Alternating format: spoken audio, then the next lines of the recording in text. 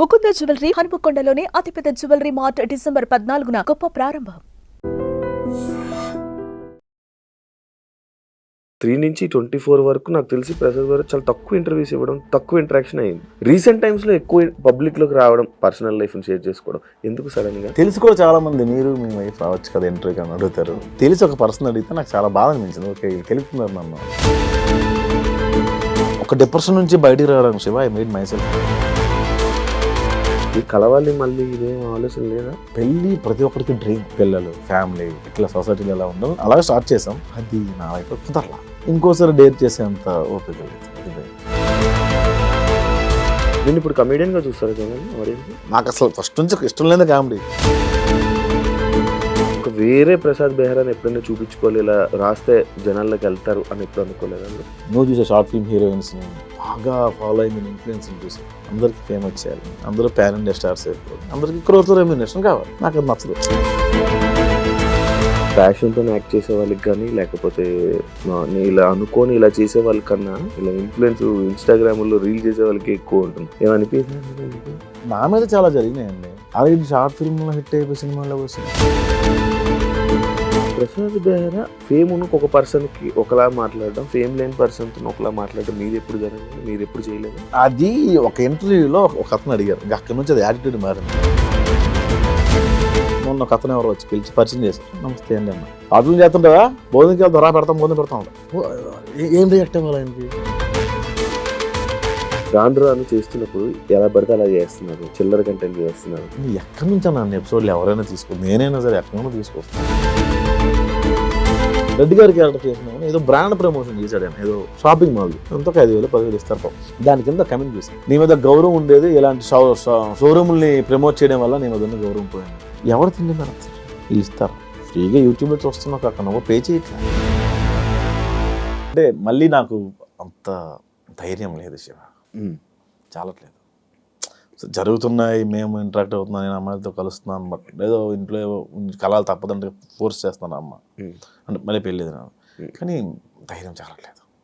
ఇలా ఉండిపోతావా? ఏముందిలే ఇంకా అంటే ఇలా ఉండిపోతావా నార్మల్గా? సింగిల్గా బెటర్గా బాగానే ఉంది కదా.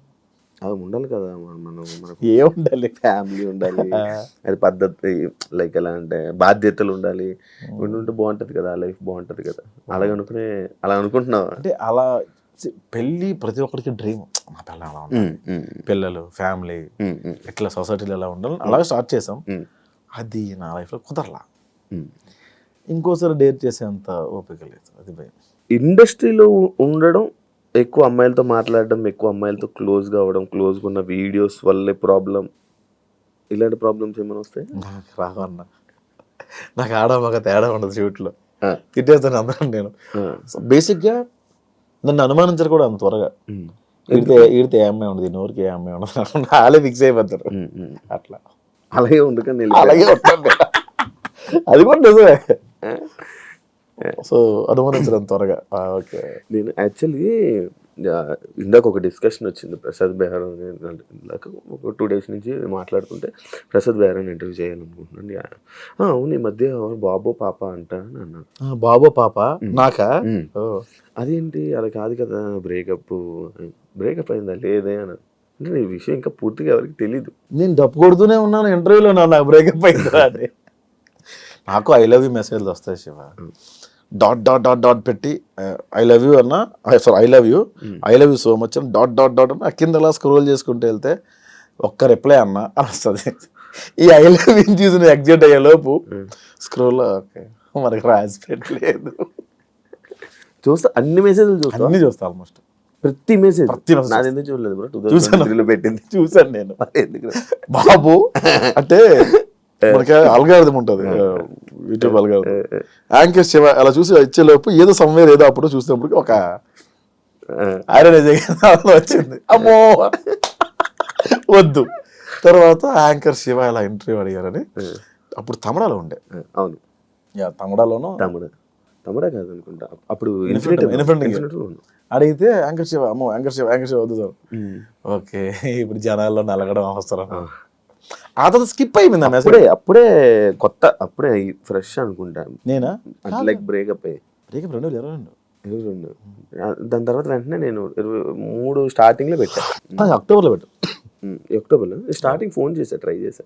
ఫోన్ చేశారు నాకు, అది నాకు తెలియదు. బాలమణికంట అని మీ రూమ్లో మీ ఫ్రెండ్ అతను నాకు 2 సార్లు అడిగాడు. అయితే కొంచెం భయం వేసింది, ఎందుకు వచ్చాను కదా. అదే అప్పటి నుంచి ప్రయత్నాలు చేస్తే ఇప్పుడు అయ్యింది. ఇప్పుడు కూడా నేనే ఫోన్ చేశాను. ఈ మధ్య ఫుల్ బిజీ ఉండి నువ్వు రెస్పాండ్ అయ్యా. బ్రో నీకు ఎట్టకారం ఎక్కడి నుంచి వచ్చింది బ్రో? అంతా గోదావరిని చూసి ఇమిటేషనా లేకపోతే ఏంటి అని అడుగుతారు. బేసిక్గా అది గోదావరి అనుకుంటున్నాను, అది శ్రీకాకుళం. బేసిక్గా ఆ స్లాంగ్ ఎక్కడ నేను ఎప్పుడు అంటే 1-2 పాత వీడియోలో చేసాను తప్ప కొత్త వీడియోలో చేయలే. ఎవరో శ్రీకాకుళం వాస్తవ్యులు ఒకరికి మనోభావాలు హర్ట్ అయ్యాయి. ఇతను అన్ని లాంగ్వేజ్లో చేస్తాడు కానీ అదే అన్ని యాక్సెంట్లో చేస్తాడు, శ్రీకాకుళం యాక్సెంట్లో చేయడం అని. శ్రీకాకుళం యాక్సెంట్ చేయకపోవడానికి కారణం ఏంటంటే, ఇప్పుడు మ్యాక్సిమం నా టీంలో అందరూ గోదావరి బ్యాచ్ ఉన్నారు. వాళ్ళందరికీ నేను గోదావరి నేర్పించడం బెటరా, నేను ఒక్కడనే గోదావరి మాట్లాడడం బెటరా అంటే ఇదే బెటర్ అనిపించింది. సో అదొక రీజన్. రెండోది గోదావరి 3 ఏళ్ళు ప్రాక్టీస్ చేశాం దీనికి కమిటీ కుర్రాలకి. అంతకుముందు నేను గోష్ఠిగా రాసిన కొన్ని సినిమాలు కూడా గోదావరి స్లాంగ్లో ఉండేవి. ఆ గోదావరి అలా అలవాటు అయిపోయి ఆ స్లాంగ్ మా ఆటగారం కొంచెం అక్కడ నుంచే అబ్బిందేమో. ఇందులో నేర్చుకున్నావా bro 3 years slang? Godavari slang నేర్చుకున్నాను. వంశీ 3 years ముందు నుంచే ప్లాన్ ఇదంతా. 4 years అవుతుంది ఆల్మోస్ట్. ముందే ఫిక్స్ అయిపోయారా బ్రో మీరు ఆ సినిమాకి? ఫస్ట్ ఫిక్స్ అయిన వాళ్ళు నేను ఒకరిని, తర్వాత అందరూ వచ్చారు. లైక్ నీది రోల్ రీజన్ ఏంటి బ్రో నిన్ను తీసుకోవడానికి? రీజన్ నాకు తీసుకుంది పెద్దోడి క్యారెక్టర్ తీసుకోవాలి. నన్ను ఏమన్నా ఒక క్యారెక్టర్ ఉంటుంది, సుధాకర్ అని ఏమన్నా క్యారెక్టర్, దానికి తీసుకున్నారు నన్ను. దానికి తీసుకున్న తర్వాత దానికి ప్రాక్టీస్ ఏం అవసరం ఉండదు, ఓన్లీ సటైరికల్ డైలాగ్స్ ఉంటే అంత పర్ఫార్మెన్స్ స్కోప్ ఉండదు అని అనుకున్నాను ఫస్ట్. కాలక్రమేణా ప్రొడక్షన్ మారుతున్న కొద్దీ పెద్దోడైన క్యారెక్టర్ ఉందని కూడా నాకు తెలియదు. అదే కొంచెం అందరికన్నా కొంచెం పెద్దోడిలా ఉన్నాడు కదా, మనోడినే పెద్దోడు పెడదాం, అదొక రీజను. రెండోది మనోడు నువ్వు కమెడియన్ కాదు అంటాడు మా డైరెక్టర్ ఎప్పుడు. ఎందుకు మరి your not comedian, your actor, నాకు యాక్టర్ కావాలని ఆ పెద్దోడి క్యారెక్టర్. తర్వాత ఆ క్యారెక్టర్ కోసం చాలా ఫైట్స్ చేశాడు, చాలా ప్రొడక్షన్లో. నీకే ఇవ్వాలని నాకే మొత్తం 11 మంది కమిటీ కుర్రల కోసం ఫైట్ చేశాడు. ఎవరైనా మా మీద ఎందుకు డబ్బులు పెడతారు శివ? లాస్ట్లో నిహారిక గారు యాక్సెప్ట్ చేయడం అట్లా జీవితం పెద్ద ప్లస్ పాయింట్ సినిమా. ఆవిడ లేకపోతే సినిమా అంతవరకు రాదు. అంతేనా? ఎవరన్నా మోస్తారు భుజాలు సినిమా. ఆవిడ మోసింది నిజంగా. ప్రతి ప్రమోషన్కి ఆవిడే తీసుకెళ్ళేది, ప్రతి దగ్గరికి ఆవిడే పట్టుకెళ్ళేది, ప్రతి టూర్ ఆవిడే పట్టుకెళ్ళేది. మాకు భోజనం పెట్టడమే చాలా మంది ఎక్కువ అనుకునేవాళ్ళు ప్రొడక్షన్లో. ఇప్పటికి చిల్ నీకు అలా ఉందా? నీకు అది ఉందా? అప్పుడు అనుకునేవాళ్ళు, ఇప్పుడు లేదు. ఇప్పుడు లేదు. ఇప్పుడు మంచిగా ఉంది కదా, మంచి ట్రీట్మెంట్ మంచిగా ఉంది. ఇప్పుడు తప్పదు కదా. మరి ఇప్పుడు నువ్వు రైటింగ్ రాస్తుంటావు కదా, డైరెక్షన్ చేస్తుంటావు, ఎవరిని ఊహించుకుంటావు? ఏదైనా డైరెక్టర్ని ఊహించుకోవడం లేకపోతే రైటర్ని ఊహించుకోవడం అలా ఏమన్నా? మనమే నీ స్టైల్ నేను ఎక్కడ నాకు ఎలా రాయాలన్న ప్యాటర్న్స్ కూడా తెలియదు నాకు అసలుగా. ఇప్పుడు మీరు కమెడియన్ క్యారెక్టర్ రాసిమ్మన్నారు అనుకోండి, మీరుంటే ఏం చేస్తారు? నేను అందుకే అన్నాను, ఆ హీరో కోసం నేను కథ రాయను. నేను కథ రాసి ఆ హీరోని తీసుకుంటా అంటాను నేను జనరల్గా, అంటే నా స్టైల్. అలాగే నేను ఇది పలానా హీరో సినిమా నాకు ఎవరు ఇచ్చినా నేను హీరో ఆ సినిమాలో, కాబట్టి నేను చేస్తే ఏం చేస్తా అనే ఒక పాయింట్ మీద రాస్తుంది అంతే. ఇంకా యూట్యూబ్లో ఉండిపోతావా బ్రో? లేదు, సినిమా అవుతుంది. సినిమాలో అవుతుంది, ఇంకా యూట్యూబ్ మీద కూడా కాన్సన్ట్రేషన్ పెడుతుంది. యూట్యూబ్ మీద ఫస్ట్ నుంచి కాన్సన్ట్రేట్ చేయలేదు. ఎందుకంటే పెళ్లివారం అండి లక్కీ హిట్, అది 3 సిరీస్లు కూడా మావిడాకులు లక్కీ హిట్టే. నేను నేను స్టోరీ రైటర్ని కాదు శివ. ఈ కథలో సోల్ ఏంటి, ప్లాట్ ఏంటి, ఎంగేజ్ ఎంతవరకు ఉంది, ఎంత ఎంటర్టైన్మెంట్ చేస్తున్నాం, ఇవంతా నేను చూసుకోను. ఏంటంటే ఒక బరువైన మాట చెప్తున్నాం, ఒక బరువైన డైలాగ్ చెప్తున్నాం, ఒక బరువైన విషయాన్ని చెప్తున్నాం లేదా మ్యాక్సిమం నవ్విస్తాం లేదా, ఈ 2 పాయింట్లు తప్ప కథ నాకు రాదు. నేను కథ రచయితను కాదు, నేను డైలాగ్ రైటర్ని. మావిడాకులు రాసినప్పుడు కూడా 15 నిమిషాల ఎపిసోడ్లో 13 నిమిషాలు నీకు ఆఫీస్ సీన్స్ కామెడీ ఉంటే 2 నిమిషాల వైఫ్ అండ్ హస్బెండ్ ఉండేది. అంటే మెయిన్ కంటెంట్ 2 నిమిషాలే ఉండేది. మిగతా అంతా 13 నిమిషాలు ఆడనేదో అన్నాం, ఆడనన్ను ఏదో అన్నాం, ఇదే ఉండేది. లైఫ్లో కూడా సొల్లే ఎక్కువ ఉంటుంది, సీరియస్నెస్ ఎక్కువ ఉంటుంది. అదే చూపించాలి లైఫ్లో. సొల్లే కదా. ఉదయం నుంచి మీరు ఏం చేశారు? నేను ఉదయం లేచి బ్రష్ స్నానం చేసి వెంటనే భగవద్గీత చేసి యోగా చేసిన తర్వాత 2 శివకార పుస్తకాలు తిరగేసి అక్కడ నుంచి న్యూస్ చూసి ఆ తర్వాత ఆఫీస్కి వచ్చిన తర్వాత ఇక్కడ వర్క్స్ అని చూసి రేపు వర్క్ ఇంత లేట్ చేయలేదు కదా మీరు. ప్రసాద్ గారు ఇంటర్వ్యూ వస్తున్నాడా, ఇంత లేజీగానే వచ్చారు. సో మీ ఇప్పుడు దాకా మీరు చేసింది ఏంటి? ఉదయం నుంచి 3:30 దాకా చేసింది సొల్లే కదా. 3:30 నుంచి 4:30 దాకా ఒక పని చేశారు మీరు. మళ్ళీ 4 తర్వాత ఏంటి? మళ్ళీ సొల్లే. సో 24 గంటల్లో మీరు గంట మీరు పని చేశారు, మీరు అంతా సొల్లే కదా. సో నేను అదే చెప్పేవాడిని, మీ 15 నిమిషాల ఎపిసోడ్లో 13 నిమిషాలు సొల్లే ఉంటాయి. కానీ సొల్లే ఇంట్రెస్ట్ కదా జనాలు కదా పీపుల్. నేను స్టార్టింగ్లో ఏంటి ఇంత కష్టపడి చేస్తున్నా వ్యూస్ రావట్లేదు అనుకున్నప్పుడు ఒక వీడియో చూసాను. ఆ వీడియో ఏంటంటే డార్లింగ్, బెండకాయ చేయడం ఎలా, అప్పట్లో వంటల వీడియో రాలా, 16 మిలియన్ వ్యూవర్షిప్ ఉంది. బెండకాయ ఉన్నాయి వాడికి రాదా. ఇంకోటి మగాడు తల దువ్వుకోవడం ఎలా, 4 మిలియన్ వ్యూవర్షిప్ ఉంది. అమ్మ స్క్రిప్ట్ తీసి పేజీలు రాసి ఎక్కడ మ్యూజిక్కి ఇంత కష్టపడితే రాలా. 40,000 50,000 వచ్చేదానికి వ్యూస్. మగాడు తల దువ్వుకోవడం ఎలా 4 మిలియన్లు ఉంది. ఓ పీపుల్ వాంట్ సొల్లు. ఇప్పుడు నేను సీరియస్ చెప్పాను అనుకో, అన్న కథ ఎవడక కావాలన్నా, కామెడీ లేదు కామెడీ పెంచి అంటారు. మొత్తం కామెడీ పెట్టిన క్రింజ్ కామెడీయా, కథ ఏంట్లేదు అంటారు. ఓహో, ఫస్ట్ నేను కమెంట్స్ చూడడం మానేయాలి.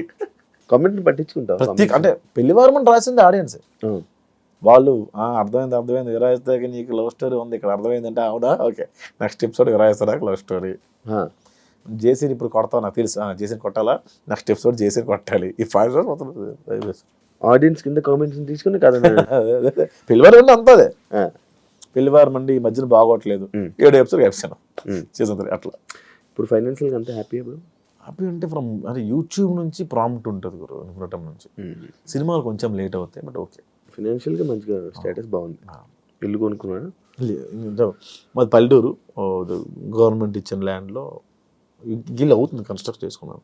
ఇక్కడ హైదరాబాద్లో అంత సంపాదించలే అంటే ముందు బొక్కలు కప్పుకోవడానికి సగం అయిపోయింది, చాలా అప్పులు ఉండేవన్నీ తీర్చుకోవడానికి సగం అయిపోయింది. తీర్చేసుకున్నాం మొత్తం. ఇప్పుడు బిగ్ బాస్కి వెళ్ళి 40-50 వచ్చింది అనుకుంది ఎగ్జాంపుల్, ముందు అప్పులు తీర్చుకోవాలి కదా. 50 వచ్చింది ఏం చేసి ఇల్లు అంట, ముందు బొక్కలు ఉన్నాయి కదా. ఏం నేర్చుకున్నావు కొత్తగా నువ్వు ఇండస్ట్రీలో? ఏం నేర్చుకోలేదు. రాత్రి తాగి ఉదయం మర్చిపోవడం. యాక్చువల్ నెక్స్ట్ టాపిక్ నాది తాగుడు గురించే. మొత్తం అదే మర్చిపోయి మళ్ళీ తాగుతావా? రేర్ అంటే ఎవ్వరూ లేకుండా నేను మాత్రమే ఉంటుంది జనాలకు వెళ్ళి, అది నేను అది టాలరేట్ చేయను, అవతల నేను ఎంజాయ్ చేయలేను.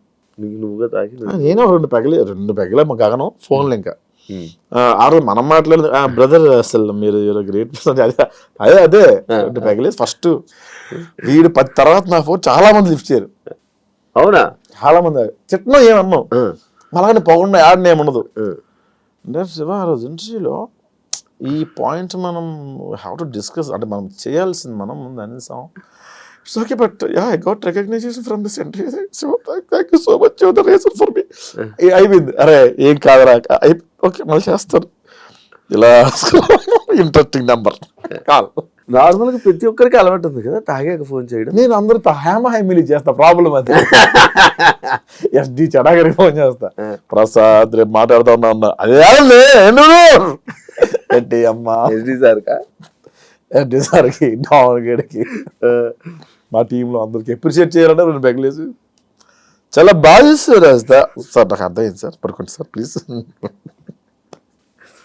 నీ క్యారెక్టర్స్లో కూడా తాగుపోతే బాగా కనెక్షన్ జనాలకి, నువ్వు తాగి యాక్ట్ చేసే ఎందుకు బ్రో నువ్వు ఎక్కువ అంటే లైక్ నార్మల్గా అయినా ఆ క్యారెక్టర్ ఎందుకు చూపించుకోవాలనుకుంటావు? తాగుడు క్యారెక్టర్ నేను తాగుబోతు క్యారెక్టర్ చేయనే, తాగుడు గురించి డిస్కస్, తాగుడు గురించి చేయను అంతవరకు చేయను. తాగుడు డిస్కషన్ ఉంటుంది. తాగుడు డిస్కషన్ అంటే ఇప్పుడు 170 రూపీస్ 175 రూపీస్ విరాయిస్తే ఇస్తే ఇంకొక 175 రెడ్డి గారు కూడా తాగుతారు. అక్కడ కంపానియన్షిప్ చూపిస్తాను తప్ప మేము తాగిన సీన్స్ చూపించడం తక్కువ. నువ్వు తాగి ఉన్నాయి కొన్ని ఎక్కడో వింధ్యా విహారంలో ఉంటుంది 1-2 సీన్స్ ఉంటాయి తాగి యాక్షన్ ఉన్నాయి. ఆడియన్స్ పల్స్ని ఏం పట్టుకుంటారు ఇప్పుడు నార్మల్గా? అన్ని తెలియదు, అన్ని తెలిస్తే అప్పుడే సక్సెస్ అయ్యేవాడు కదా. 30 దాటిన తర్వాత ఏ ఉపయోగం ఇప్పుడు? అంటే ఏం టార్గెట్ చేస్తావని? ఎంతసేపు నమ్మించగలం, ఒక్క కంటెంట్ మీద ఎంతసేపు నమ్మించగలం? అవుట్ ఆఫ్ ది బాక్స్ వెళ్ళకుండా నమ్మించడానికి ప్రయత్నం చేస్తాం. అంటే ఇప్పుడు కొత్త పంచ అలా ఏం రాయను. ఇప్పుడు ఇలా కూర్చున్నాం అనుకో, నీలో ఉన్న లోపాలు నాలో ఉన్న లోపాలు ఒక అనుకొని ఆ లోపాల మీద వేస్తాం. లోపాలు మీన్స్ వాళ్ళ ఇది కాదు, ఇప్పుడు సటైర్గా మాట ఇసిరేస్తా. బాడీ షేమింగ్ చాలా తక్కువ. ఇప్పుడు గుండు ఉంది అనుకో, ఆ గుండు మీద వేస్తాను. అది దాని బాడీ ఏమీ లేకుండా కామెడీ ఉండదు శివ, ఏమీ లేకుండా ఎక్కడ లేదు నాకు తెలిసి. జంజాల గారు లాంటి వ్యక్తి కూడా వాటి మీద వేసారు, ఎవరో అరగండు కదా అంటారు ఆయన. అదేంటి సో అవి కూడా అవి లేకుండా ఉండవు. అవి మరీ బాడీ షేమింగ్ అంటే మరీ దారుణమైన షేమింగ్ అవి చేయను. బూత్ తక్కువ, బూత్ అనేది పెట్టను. మంచిది. ఈ మధ్య చాలా ఎక్కువ కామెడీ మీద అంటే నేను కూడా చేశాను బూత్. ఏంటంటే మొన్న ఒక షోకి వెళ్ళాను, తెలిసిన షో పేరు అని అవసరం. ఆ షోలో కొంచెం డబల్ మీనింగ్ ఉన్నాయి. నేను పొరపాటు నేను వేయాల్సి వచ్చింది అక్కడ. రిగ్రెట్ ఫీల్ అయ్యి నన్ను ఇంట్లో ఆడవాళ్ళు చూస్తారు కదా, అది కొంచెం బాధపడ్డా. ఎవరైనా అడిగారా ఇది పెట్టి ఎందుకు అలా చేసావు, చాలా నీ ఎక్స్పెక్ట్ చేయలేదు నీ నువ్వు దగ్గర కూడా నుంచి ఇది. చిల్లర అయిపోయావా అమ్మా. రాను రాను చేస్తున్నప్పుడు ఎలా పడితే అలా చేస్తున్నారు, చిల్లర కంటెంట్ చేస్తున్నారు అనే పేరు వచ్చేస్తుంది కదా రాను రాను, దానిపైన ఎక్కడి నుంచి నన్ను ఎపిసోడ్లు ఎవరైనా తీసుకోవచ్చు, నేనైనా సరే ఎక్కడైనా తీసుకొస్తాం. అది కొంచెం ఇబ్బందిగానే ఉంటుంది. మనం తీసింది ఒక్క దాని మీద 30 ఎపిసోడ్, 100 ఎపిసోడ్లు ఎక్కడైనా తీసుకొస్తాం. 100 ఎపిసోడ్ ప్రొడక్షన్ ఏంటి, నేను ఒక పెద్ద సీన్ రాశాను అనుకోండి, దానికి ఉన్న బడ్జెట్ ఏంటి. ఈ మధ్య నేను కొన్ని యాప్స్ ప్రమోట్ చేస్తారు మా వాళ్ళు, నేను కాదండి, అది నేను నా కంపెనీ కాదు. అన్నా ఈ యాప్ ప్రమోట్ చేస్తాను అంత దిగజారిపోయావా, నీకు వస్తున్న వ్యూస్ డబ్బులు సరిపోవట్లేదా అని కామెంట్ పెడతారు. ఒక 2 మిలియన్ వ్యూవర్షిప్ వచ్చిందంటే ఒక 1 lakh 1.2 దాకా డబ్బులు వస్తాయి. ఇందులో 15 మంది వర్క్ చేస్తారు గురు. ఇది ఓన్లీ యాక్టర్సే 15 మంది ఉంటారు. లొకేషన్స్, వీళ్ళు day payment, editor, SCO, poster designer, publicity designer, social promoter, అందరికి ఎవరు ఇస్తారు డబ్బులు? 100 crore వెళ్ళాలి మనం. మళ్ళీ మనం బ్రాండ్ చేస్తేనే డబ్బులు మిగులుతాయి, బ్రాండ్ చేస్తే డబ్బులు మిగలవు. సో బ్రాండ్ అనేది కంపెనీ తెచ్చుకుంటే మన సంబంధం లేదు. సో మనం ఒక మంచి అవుట్ ఆఫ్ ది బాక్స్ వెళ్ళి రాయాలి అంటే దాన్ని డబ్బులు పెట్టేవాళ్ళు కావాలి. యూట్యూబ్లో అంత పెట్టి మనం, యూట్యూబ్లో అయితే కొత్త కంటెంట్ చెప్పకూడదు నాకు తెలిసి. నువ్వు ప్రూవ్ చేసుకొని కొత్త కంటెంట్ సినిమాలో చెప్పుకో, కొత్తగా కంటెంట్ ఫ్రెష్. యూట్యూబ్కి వద్దు, యూట్యూబ్కి వద్దు. యూట్యూబ్లో నువ్వు జనాలు ఎంటర్టైన్ చేయ చాలు, అదే ఆ కంటెంట్ తీసుకెళ్ళి ప్రొడ్యూసర్ చెప్పుకో, అది సినిమా అవుద్ది. యూట్యూబ్లో ఏమవుద్ది, ఏమవుతుంది కదా. మనం గొప్పగా చెప్పలేదు. అమాయకత్వం,